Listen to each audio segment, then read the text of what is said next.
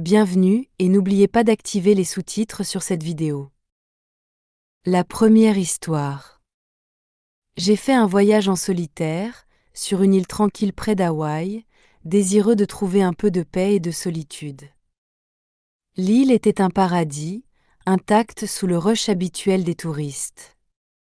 J'ai loué un petit bungalow près de la plage, ses murs blancs brillants sous le soleil tropical. Après avoir passé la journée à explorer la végétation luxuriante et les eaux immaculées, j'ai décidé de sortir seule la nuit.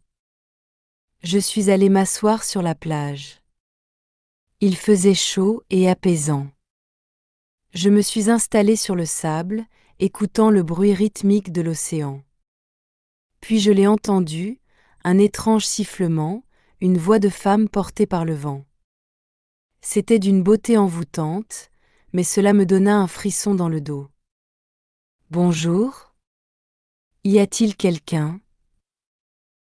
Le sifflement s'est arrêté soudainement.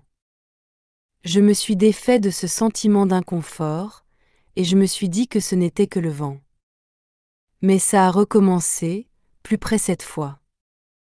Je me suis levé, scrutant la plage sombre sans voir personne.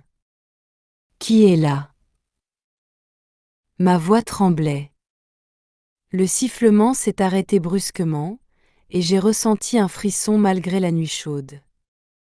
J'ai décidé de retourner à mon bungalow. Cependant, en me retournant, j'ai vu des empreintes dans le sable menant, loin de l'endroit où je m'étais assis. Elles étaient petites, comme celles d'une femme, et fraîches.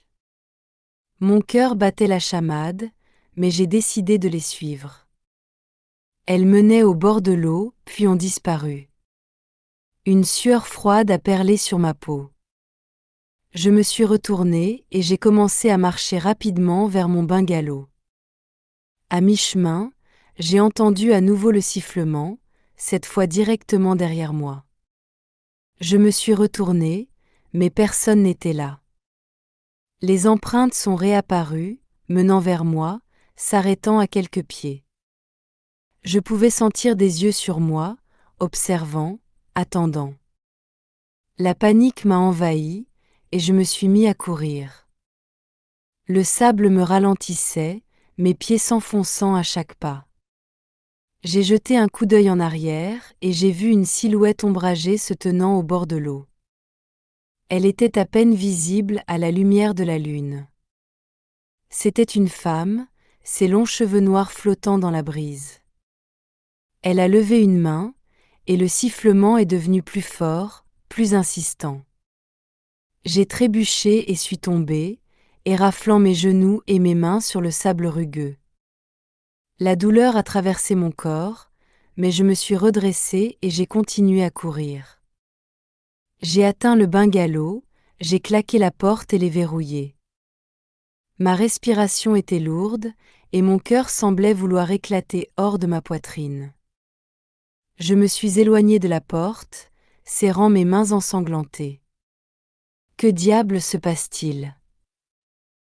Je suis tombée dans la salle de bain pour laver mes blessures. L'eau du robinet était glaciale, et le choc m'a calmée légèrement. En nettoyant les éraflures, j'ai entendu à nouveau le sifflement, étouffé, mais clair. Je suis restée figée, fixant mon reflet dans le miroir. Derrière moi, le rideau de douche bougeait légèrement, comme si quelqu'un l'avait frôlé. Lentement, je me suis tournée, retenant ma respiration. Le rideau a cessé de bouger. J'ai tendu une main tremblante et l'ai tirée de côté. Rien. Le sifflement s'est arrêté. Je me suis retirée. Cette fois, dès que j'ai regardé dans le miroir, je n'ai pas vu mon reflet. À la place, j'ai vu une femme.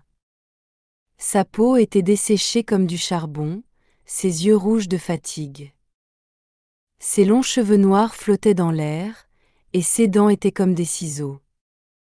Je suis restée figée, incapable de croire mes yeux. La femme a ouvert la bouche pour dire quelque chose, et c'est alors que j'ai commencé à entendre, à nouveau le sifflement. J'ai crié de toutes mes forces et j'ai fui la salle de bain. La pièce est devenue soudainement étouffante. Je me suis dirigée vers le salon et ai allumé toutes les lumières. La luminosité était un soulagement. Je me suis assis sur le canapé, les genoux repliés contre ma poitrine, et j'ai essayé de réfléchir.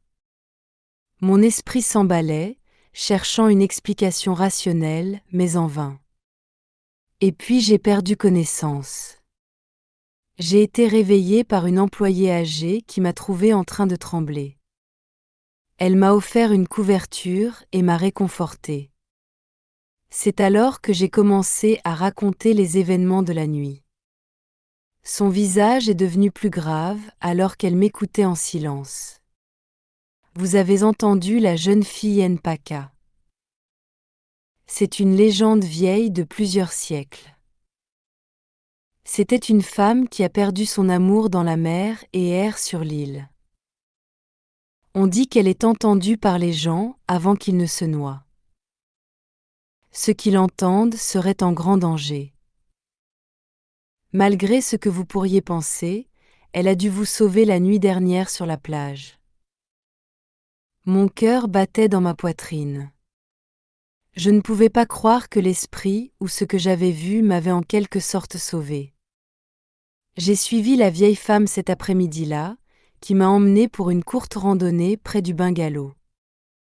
Au sommet d'une petite colline, il y avait un sanctuaire que les habitants avaient dédié à la jeune fille Npaka. J'ai offert des fleurs et allumé une bougie là-bas, lui offrant la paix. La deuxième histoire. Je n'ai jamais été fan des applications de rencontres. Après ma dernière rupture, mes amis m'ont suggéré d'essayer Tinder. Ils ont dit que cela rendrait ma vie, amoureuse vivante et amusante à nouveau. En faisant défiler les profils au hasard, un en particulier a attiré mon attention. C'était une seule photo, prise de très près, centrée sur les yeux bleus profonds d'Ethan. La vérité n'est pas toujours ce que l'on voit à travers ses yeux, disait sa bio. Par pure curiosité, j'ai glissé vers la droite. Nous avons matché, et finalement, notre conversation nous a conduits à nous rencontrer en face à face. Après un café dans un endroit près de mon appartement, Ethan m'a invité à dîner chez lui. Alors que nous dînions, à la lumière vacillante des bougies, je ne pouvais m'empêcher d'admirer le visage d'Ethan. Son menton accentué faisait battre mon cœur plus vite. Son profil Tinder n'avait pas capturé l'intensité de ses yeux. Il y avait une sorte de faim maniaque en eux, qui me donnait des frissons dans le dos. Pourtant, il y avait un magnétisme indéniable à son sujet, une obscurité qui me repoussait et m'attirait. Notre conversation coulait étonnamment bien. Nous avons trouvé un terrain d'entente sur l'art sous-estimé et la littérature musicale. À mesure que la nuit avançait, Ethan a suggéré de nous rendre sur son balcon. Que dirais-tu de prendre un peu d'air frais? Tu adoreras la vue d'ici. J'ai hésité au début. Le petit balcon, encombré, me paraissait étrangement claustrophobe. Cependant, le sourire d'Ethan, jeune et désarmant, me mettait à l'aise. La vue depuis le balcon n'était pas mal.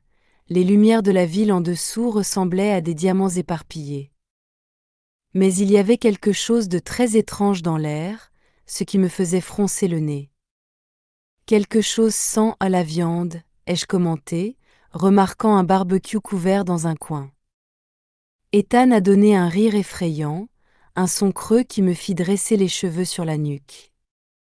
Juste un petit hamburger, dit-il, sa voix trop décontractée. Recette de famille, chuchota-t-il avec un sourire. Il leva le couvercle, révélant un hamburger crépitant. Mon estomac se tordit. L'agneau avait une couleur anormalement sombre, les bords grillés en noir. Soudainement, j'ai remarqué quelque chose de plus sur le hamburger.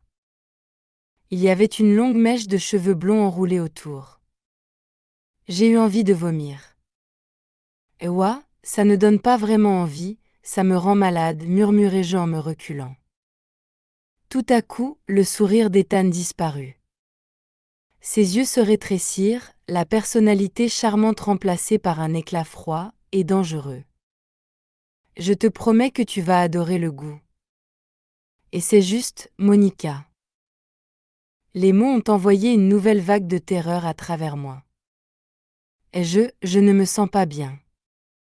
Je dois y aller. Non, tu ne le peux pas, grogna Théil, saisissant ma main avec une force surprenante. Que fais-tu? Criai-je, essayant de me libérer. Tu ne vois pas? Siffla Théil, son expression mêlant colère et désespoir. Nous étions faits pour être ensemble pour toujours. L'odeur dans l'air s'intensifia. Désespéré, par pure terreur, je me débattais. Je trébuchai en arrière, heurtant un seau métallique qui était posé dans un coin du balcon. Il tintait bruyamment, révélant son contenu macabre, un crâne décoloré et plusieurs longs os. Ethan se mit à rugir contre moi. Monica, ne gâche pas la nourriture. Mais cette fois, j'étais prête.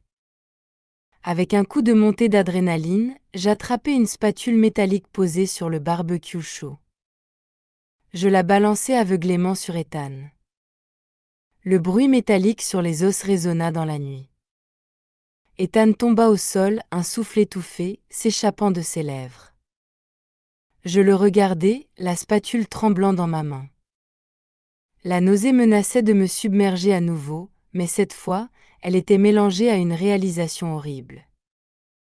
Le burger, les os, les mots d'Ethan, tout se mettait en place. Il n'était pas juste un psychopathe. C'était un monstre qui ne pouvait pas supporter le rejet. J'étais sur le point de devenir une autre entrée, dans sa collection de rendez-vous jetés. Chancelante et tremblante, je courus vers le hall à l'extérieur de son appartement, et appelai le 911. L'image du visage déformé d'Ethan, et le contenu macabre du seau faisaient trembler mes doigts. Je composai le numéro avec des mains tremblantes. Ethan resta inconscient jusqu'à l'arrivée de la police. Un groupe d'agents entra dans son appartement pendant que j'étais escortée à l'extérieur par les ambulanciers. Mais même au milieu des lumières clignotantes et des questions inquiètes, je n'ai pas pu me débarrasser de la peur. Mon Dieu, j'étais en rendez-vous avec un cannibale. Les jours suivants furent flous. Les reportages faisaient état de l'arrestation d'Ethan. La police avait découvert une pièce cachée, dans son appartement rempli des restes, de jeunes femmes. Chacune avait matché avec Ethan sur des applications de rencontres, chacune attirée sous le prétexte du romantisme. En tant que seul témoin clé encore en vie, mon histoire est un témoignage glaçant du monstre, qui se cachait derrière une façade charmante. Pourtant, une partie de mon esprit est restée hantée, l'odeur persistante, et ces rires horribles dans mes cauchemars. L'écho des mots d'Ethan, nous étions faits pour être ensemble pour toujours, me hantait. Il servait de rappel constant de la nuit où j'ai dansé avec la mort sur un balcon baigné de lumière lunaire.